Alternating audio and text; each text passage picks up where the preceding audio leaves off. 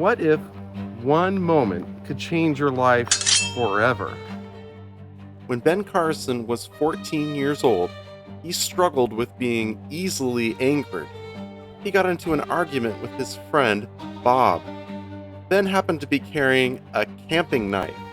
The next couple events would forever alter the trajectory of Ben Carson's life, including many of the things people recognize him for today.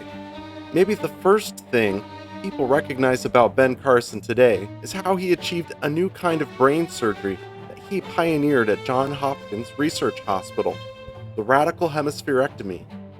Other people might remember Dr. Carson for his unique way of speaking to students.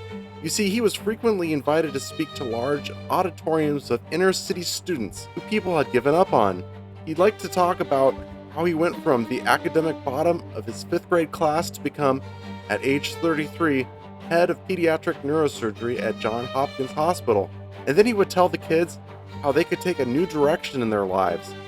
A third way he got on people's radar was by something he shared at the National Prayer Breakfast in 2013. But in a lot of ways, these events would never have happened if he hadn't confronted himself after the knife attack on this other teenage boy. I read his book. I want us to notice and enjoy the existential stories he has to share with us. So today, we're going to take a look at the time when Ben Carson almost ended someone and how he responded to it. How this confrontation led him to discover that we can control how we think, and the existential way Dr. Carson saw individual people underneath their roles.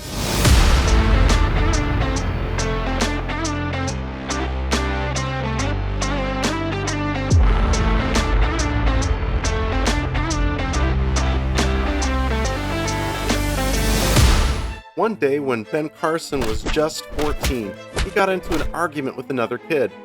Ben pulled out a hunting knife and tried to drive it into the kid, but it was blocked by the other boy's belt buckle. Ben was terrified by what he had done. He said, "Realizing I could have killed my friend, I raced home, locked myself in the bathroom, and sat on the edge of the tub. My heart filled with shame and remorse for what I had done. I prayed for God to take away my temper." Who do you have to turn to when you are overcome with your own failure? Ben Carson turned to himself in confrontation, and he turned to heaven with all of its ideals and mercy. Soren Kierkegaard once noted, "True repentance does not belong to a certain period of life." We can see that Ben Carson allowed one moment to reshape his life because his change in perspective was not just over a period of time. The changes in his life measured across the scope of the rest of his life. I think it's very tempting to hide our failures from ourselves, and not so easy to look at them as a chance to grow and overcome. This is why we need to look carefully at what we are capable of and choosing to do. We can think of ourselves as being incapable of anything, and then we end up accomplishing nothing. This is another case of how people allow their lives to be changed. Dr. Carson gives an example where a baseball player stands at the plate and says, "That pitcher always strikes me out. I don't really stand a chance." Do you think that player has a good chance of hitting the ball? Dr. Carson says, "It's not likely he'll hit a home run." Here's another shocking story. Remember how I talked about Dr. Carson saving people's lives by removing as much as half of their brain? Well, in 1987, a girl named Beth needed this surgery, but was afraid of not being able to do math very well. They took the chance on the brain surgery, and Dr. Carson notes, "The last time I heard from the family, 3 years after surgery, was that Beth had become number 1 in math in her class." This is, of course, 3 years later. What we don't see is the extra effort the girl may have had to do over those 3 years, or how hard it was to trust that she could regain her ability with math. But what we can see is that she was able to succeed with math again. Here's a comparable story with a different patient Dr. Carson worked with. But this story is much more shocking, at least to me. In 1985, a guy named Tony started going through treatments for a brain tumor. He was extremely confident, saying, "I'm going to beat this thing, you know." Dr. Carson noted that this particular guy had an amazing way of beating the statistical odds. He enjoyed better health and a longer life than most people going through the same cancer. But then his fiancée broke up with him, and his attitude began to change. Dr. Carson then observed that breakup left him so crushed that Tony lost his optimistic spirit and slid into a spirit of depression. Within weeks, the tumor had grown back. Then Tony died.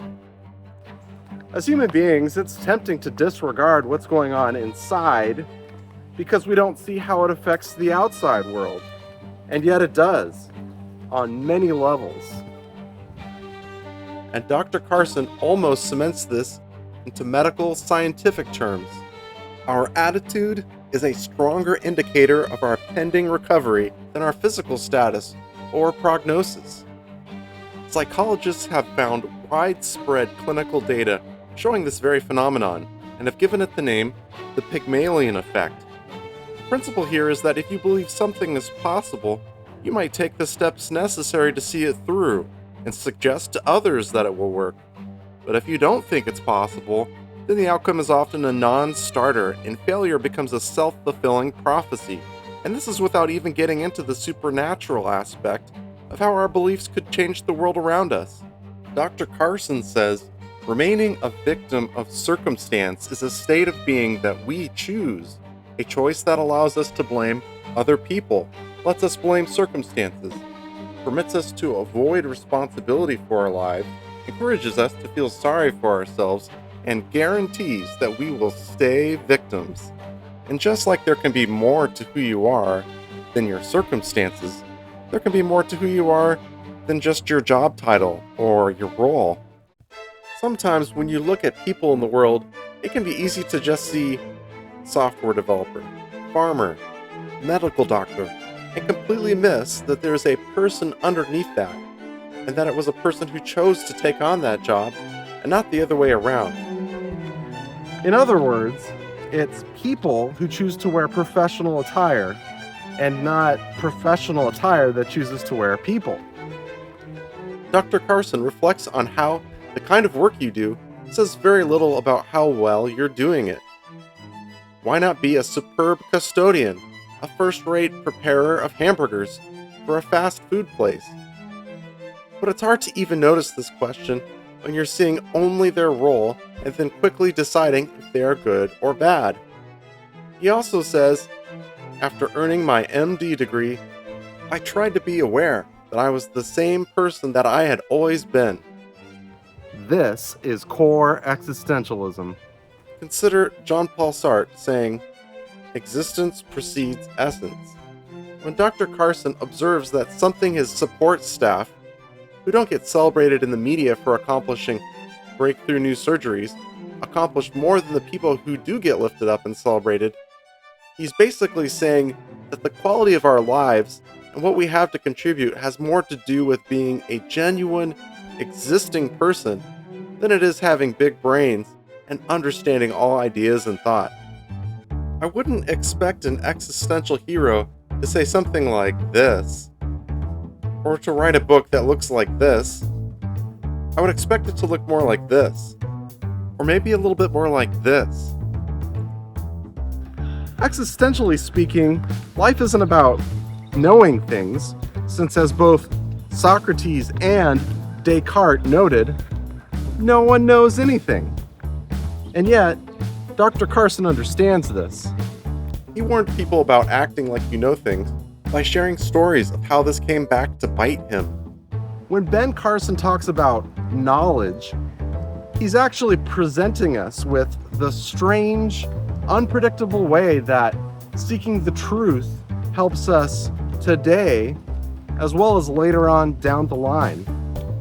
Dr. Carson is an inspirational figure. Everyone seems to understand this. But what I don't think people see about him is how he emphasizes the person underneath the mask and how to live genuinely. Ben Carson is an existential hero. What do you believe about Ben Carson? What would you want to hear more about in his life? Please be sure to like and subscribe, and I'll see you later.